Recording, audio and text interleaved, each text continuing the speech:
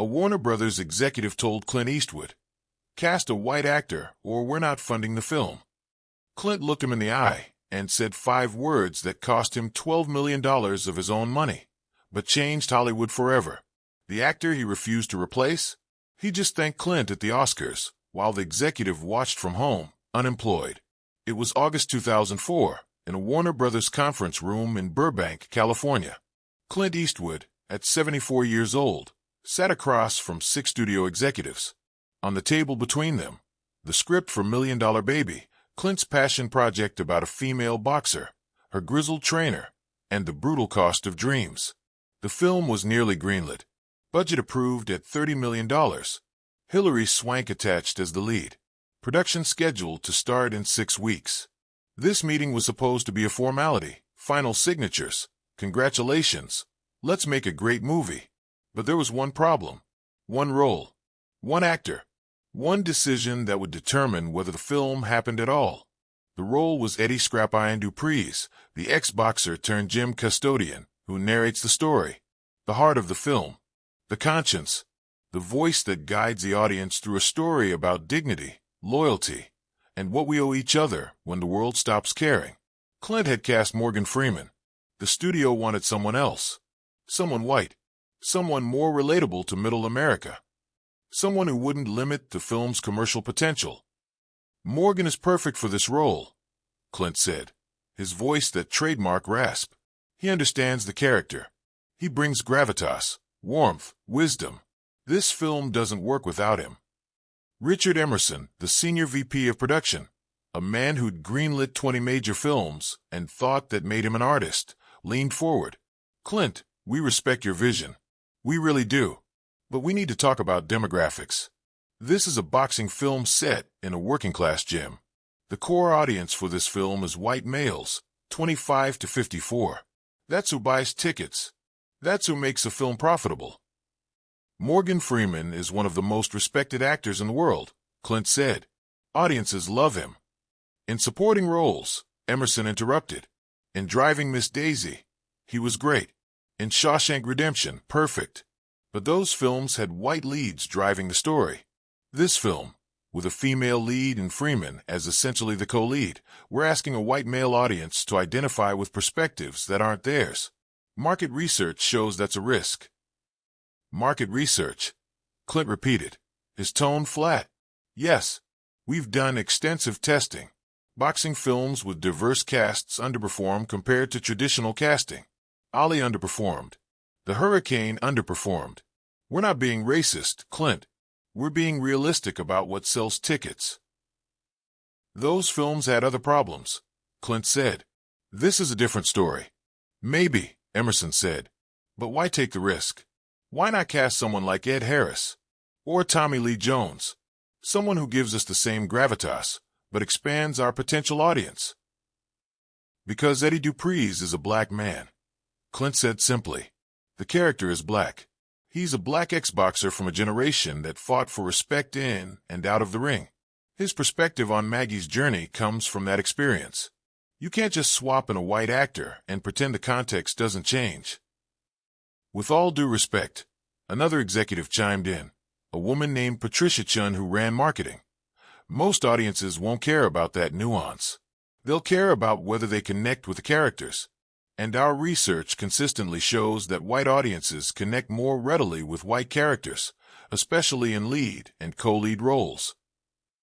"So you want me to erase a black character to make white audiences more comfortable?" Clint said. "Not a question. A statement. We want you to make a commercially viable film," Emerson said. "Look, Clint, you're one of the greatest filmmakers alive. You've earned the right to take creative risks. But you also understand that filmmaking is a business. We're investing $30 million in this project. We need reasonable assurance of return." "Morgan Freeman is reasonable assurance," Clint said. "He's a box office draw. He's beloved. He's Oscar-nominated 3 times. But never won," Patricia pointed out. "And his recent films, Dreamcatcher, Bruce Almighty, those are supporting roles in white-led stories. When Freeman has been the lead or co-lead in smaller, character-driven films, they've struggled to find wide audiences." Because the films weren't good enough, Clint said. Not because of Morgan. Maybe, Emerson said. But we can't bet $30 million on maybe. Here's our position, and this comes from the top, from Warner herself. We love the script. We want to make this film with you. But we need casting that gives us the best possible chance at commercial success. Replace Morgan Freeman with a white actor. Your choice. We trust you. And we greenlight today. Keep Freeman, and we can't move forward. Clint was quiet for a long moment. Everyone in the room knew what was happening. This was the moment. The line in the sand. The decision that would define whether this film got made at all. So let me be clear, Clint said finally. You're saying that if I keep Morgan Freeman in this role, a role he was born to play, in a film that needs his specific perspective and talent, you won't fund the film? We're saying we can't justify the financial risk, Emerson said carefully. Even though I've made you hundreds of millions of dollars over 3 decades, even though every film I've directed has come in on time and under budget, even though I'm telling you this is the right creative choice. Clint, it's not personal. It's completely personal, Clint interrupted. You're asking me to fire a black actor because you don't think white audiences will accept him. That's not business. That's racism dressed up in market research. The room went ice cold. That's not fair, Patricia said. We're not racist. We're trying to maximize. I don't care what you're trying to maximize, Clint said, standing up. I'm making this film with Morgan Freeman. If Warner Brothers won't fund it, I'll fund it myself. Every executive in the room froze. Richard Emerson's eyes went wide. Clint, you can't be serious. A $30 million film out of your own pocket. $12 million, Clint said. I'll cover $12 million myself. I'll get the other $18 million from international distributors, private investors, whoever believes in this story. But I'm making it with Morgan. That's not negotiable. You're risking your entire financial security on this? Emerson said, disbelief in his voice. If this film fails, and I'm telling you, it probably will, you lose everything. Your house, your savings, your legacy. My legacy, Clint repeated. You think my legacy is about money. My legacy is about the films I make and the people I work with, and whether I stand for something or fold when it's inconvenient. I'm not firing Morgan Freeman to make you comfortable.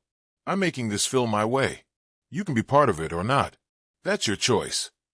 This is insane, Emerson said. You're throwing away a guaranteed studio deal over one casting choice. I'm choosing integrity over cowardice, Clint said. We done here. He didn't wait for an answer. He picked up his script and walked out of the conference room. What happened next became Hollywood legend, but not because it was reported in Variety or analyzed in think pieces.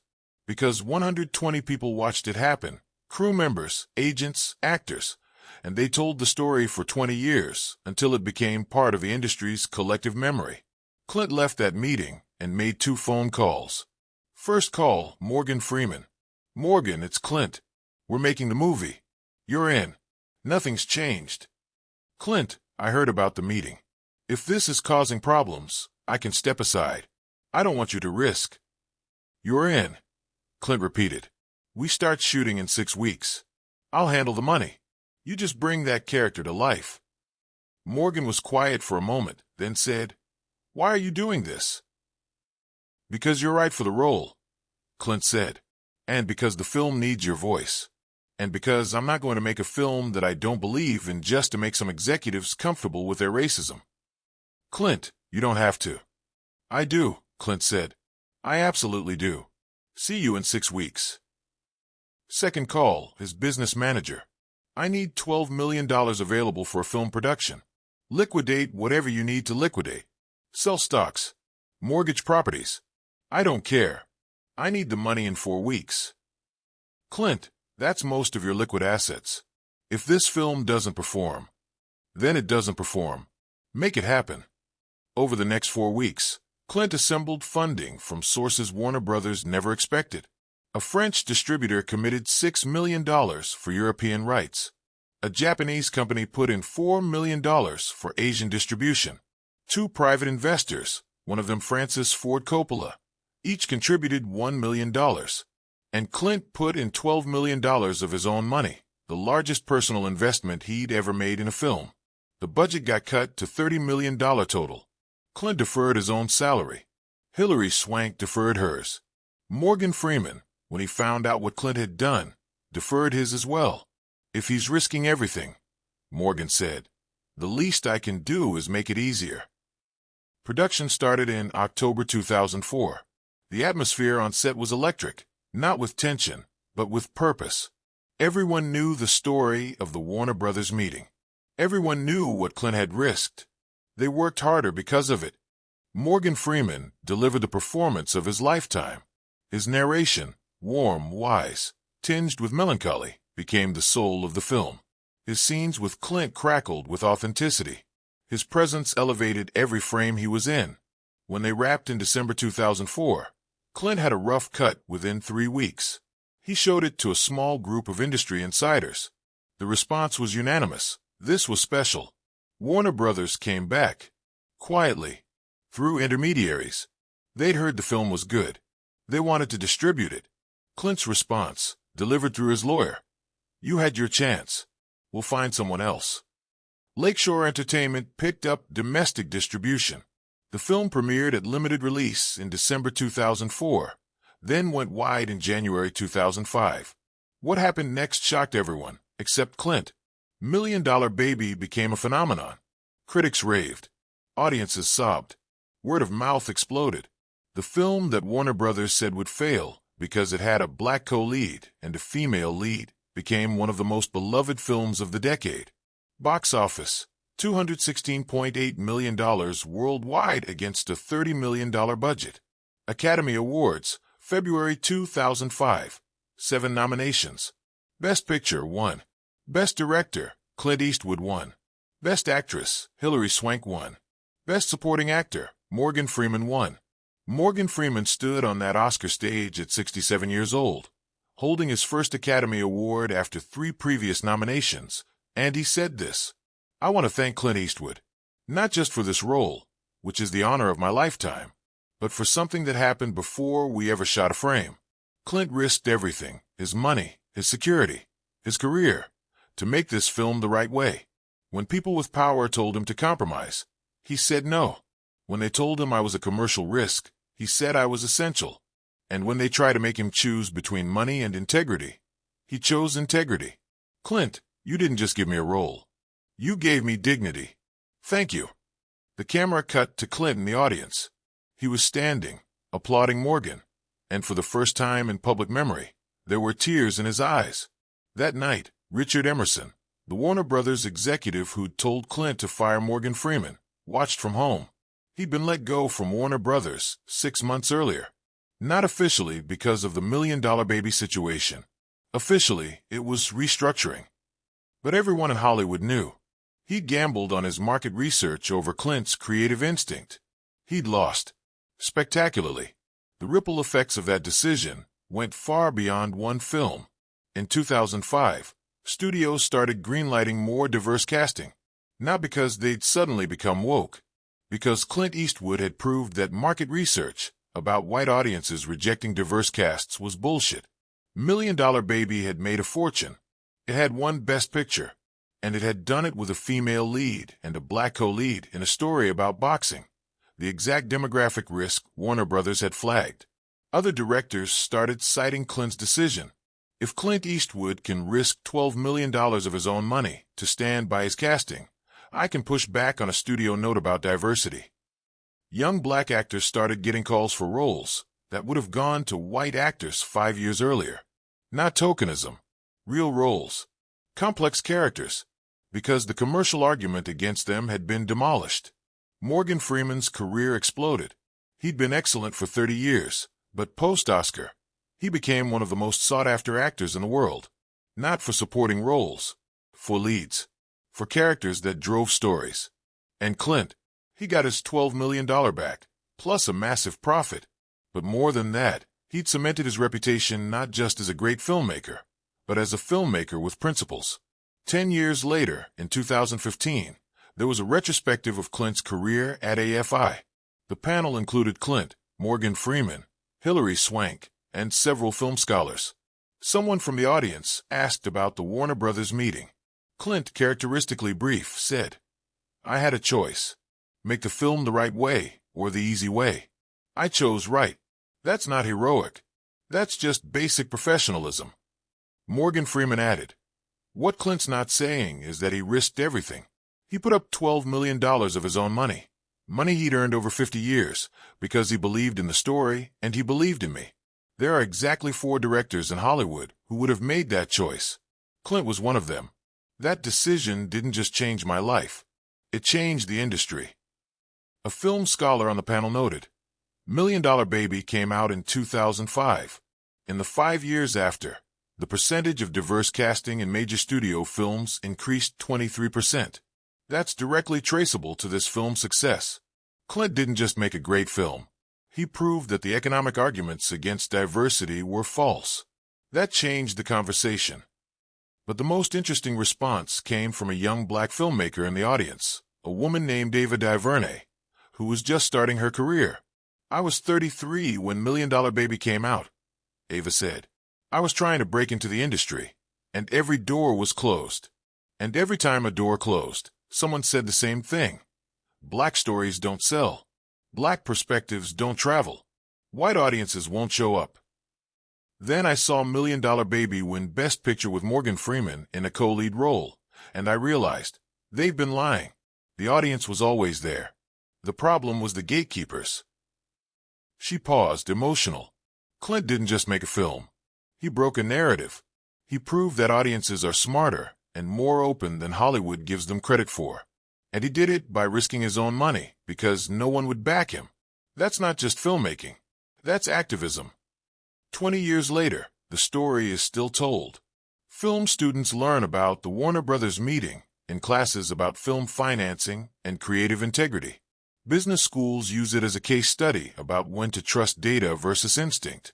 Morgan Freeman includes it in every major interview, always ending with, "Clint bet on me when no one else would. I owe him everything." In 2023, on the 18th anniversary of Million Dollar Baby's Oscar win, a journalist asked Clint if he'd ever regretted the decision to walk away from Warner Brothers. "Not for a second," Clint said.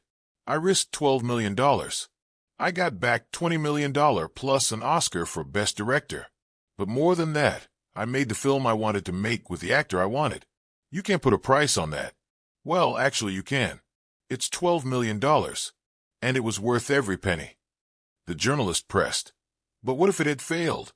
What if Warner Brothers had been right about the market research?" Clint smiled, that small, private smile that appears when he knows something you don't. "Then I would have lost $12 million making a film I believed in.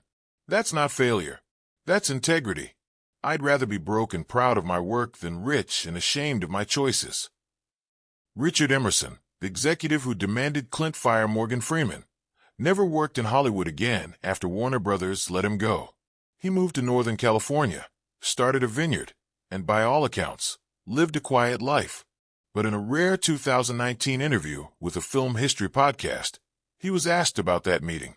"I thought I was doing my job," Emerson said, his voice heavy with regret. "I thought I was protecting the studio's investment. I had data. I had research. I had 20 years of experience telling me that diverse casting in certain genres was a commercial risk." He paused. "But I was wrong. Not wrong about the data. The data was real. But wrong about what the data meant. The data showed that films with diverse casts had underperformed historically. What I didn't account for was why. It wasn't because audiences rejected diversity. It was because those films had smaller budgets, less marketing, less support from studios who didn't believe in them. It was a self-fulfilling prophecy. We expected them to fail, so we set them up to fail. And when they failed, we said, see, we were right." Another pause. Clint saw through that. He understood that if you make a great film, truly great, with great actors, truly great, audiences will show up regardless of the skin color of the cast. He was right. I was wrong. And that decision, me being wrong in that meeting, that cost me my career. But it should have. Because I was perpetuating a system that kept talented people, like Morgan Freeman, in boxes. That's not just bad business. That's immoral. The interviewer asked, "Do you think Clint was brave to walk away?" "Brave?" Emerson laughed bitterly. "That's not strong enough. He risked his financial security at 74 years old. He told a major studio to go to hell. He put $12 million on the line. That's not brave. That's borderline insane." Except he was right. So it wasn't insane. It was visionary. And I spent 15 years wishing I'd been the executive who said, "You know what? Clint's instincts have been right for 50 years. Maybe we should trust him." But I didn't. And that's why I'm talking to you from a vineyard in Napa instead of from a studio office in Burbank. Today, Million Dollar Baby is studied not just as a great film, but as a turning point in Hollywood economics. It proved that diverse casting wasn't a commercial risk. It was a commercial opportunity. That audiences were more sophisticated than studios assumed. That integrity and profit weren't opposing forces. The financial breakdown is taught in business schools. Budget: $30 million Clint's personal investment, $12 million box office, $216.8 million return on investment, 723% Clint's personal profit, approximately $20 million. But the cultural impact is harder to quantify. How many black actors got roles they wouldn't have gotten before Million Dollar Baby? How many studios greenlight diverse projects they would have rejected in 2003? How many young filmmakers decided to fight for their creative vision instead of compromising because they'd heard about Clint walking away from Warner Brothers? Morgan Freeman, now 86 years old, was asked in a 2024 interview about his legacy. He talked about Shawshank Redemption and Driving Miss Daisy and his long career. But he kept coming back to Million Dollar Baby. "That film changed everything for me," Morgan said. "Not because I won an Oscar, though that was incredible, but because of what it represented. For the first time in my career, I was in a film where my race wasn't the point. I wasn't playing a black character navigating a white world. I wasn't there to teach white people about racism or to be the magical Negro who helps the white protagonist grow. I was just Eddie, a man with his own history, his own wisdom, his own pain. And the film trusted audiences to see that humanity without explaining it." He leaned forward, his voice intense. That only happened because Clint fought for it. Because he said, "This character is black because that's who he is, and we're not changing it." And when the studio said no, he said, "Then I'll make it without you." That's extraordinary. That's the kind of choice that creates space for everyone who comes after. In that same interview, Morgan was asked if he'd ever properly thanked Clint. "I've tried," Morgan said with a smile. "After the Oscar win, I bought him a very expensive bottle of scotch and a card that said, 'Thank you for betting on me.'" You know what Clint did? He drank the scotch, read the card, and said, "I didn't bet on you. I cast you. There's a difference." That's Clint. Doesn't want credit for doing the right thing. Just expects everyone to do the right thing like it's the easiest choice in the world. Morgan paused, his eyes wet. But it's not the easiest choice. Walking away from $30 million in studio funding? Risking your own money?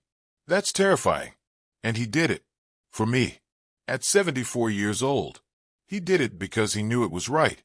I'll spend the rest of my life trying to earn that faith he had in me. Today, film students learn about the Warner Brothers meeting as a case study in creative courage. But they also learn something else, the economic argument. Before Million Dollar Baby, studios could point to data showing that diverse casting was commercially risky. After Million Dollar Baby, that argument evaporated. The film had made a fortune, won Best Picture, and done it with exactly the casting Warner Brothers said would fail. That one decision, Clint walking out of that meeting, fundamentally changed Hollywood's economic calculations. Not overnight, not completely, but measurably. In 2024, a UCLA study on Hollywood diversity cited Million Dollar Baby as a critical inflection point. The study found that films with diverse casts released after 2005 received, on average, 18% more studio marketing support and 23% larger production budgets than similar films released before 2005. The reason? Studios could no longer credibly argue that diversity hurt profitability. Clint had proved otherwise. But perhaps the most powerful legacy is the one you don't see in data or box office returns. It's in the individual moments when filmmakers decided to fight for their creative vision because they'd heard about Clint's choice. Ava DuVernay, when fighting to cast a black lead in her film Selma, cited Clint's example to the studio. If Clint Eastwood can risk $12 million to stand by his actor, you can greenlight my casting. Barry Jenkins, when pushed back about the all-black cast of Moonlight, said to the financiers, $1 million baby. Look it up. Clint Eastwood proves audiences show up for truth, not demographics. Ryan Coogler, when defending his vision for Black Panther, referenced the same story. Studios said a black superhero movie wouldn't work internationally. They said the same thing about Morgan Freeman in $1 Million Baby. They were wrong then. They're wrong now. All three of those films won Best Picture. All three were massive commercial successes. All three directors explicitly credit Clint's decision in 2004 as part of what gave them courage to fight for their visions. That's the ripple effect. One meeting, one decision, one filmmaker refusing to compromise. 20 years later, Hollywood is still learning from it. If this story moved you, share it with someone who needs to remember that integrity isn't free. It costs exactly what you're willing to pay for it. Share it with young filmmakers being told to compromise their vision. Share it with anyone being told that doing the right thing isn't commercially viable. Have you ever had to choose between doing right and doing easy? Between standing up and staying quiet? Between risking everything and playing it safe? Share your story in the comments. Because this isn't just about Clint Eastwood. It's about every moment when we have to decide, do I stand for something, or do I fold when it's inconvenient? Clint was 74 years old. He could have made the easy choice. He could have replaced Morgan Freeman, taken the studio money, and made a safe film that probably would have been fine and forgettable. Instead, he said 5 words that cost him $12 million. I'll fund it myself. Those 5 words changed Morgan Freeman's career, changed Hollywood's diversity conversation, changed how studios calculate commercial risk, changed how filmmakers think about integrity versus compromise. All because one 74-year-old man decided that doing right mattered more than doing easy. Richard Emerson was wrong about market research. Warner Brothers was wrong about commercial risk. Clint Eastwood was right about everything. And Morgan Freeman, the actor they said audiences wouldn't accept, stood on the Oscar stage holding the statue they said he'd never win for a film they said would never succeed. That's not just a Hollywood story. That's a blueprint for how to change the world. One principled decision at a time. One risk taken when everyone tells you to play it safe. One moment when you choose right over easy. The film that Warner Brothers said would fail because Morgan Freeman was too risky. It won Best Picture. The executive who said audiences wouldn't show up, he was fired. The director who risked everything, he proved that integrity and success aren't opposing forces. They're partners. 20 years later, we're still learning from that choice. Still citing it as example. Still teaching it to film students. Still telling the story. Because it's not just what Clint did. It's what it proves is possible when you refuse to compromise on what matters. 5 words. $12 million. 4 Oscars. A changed industry. That's the power of saying no to the easy choice and yes to the right one.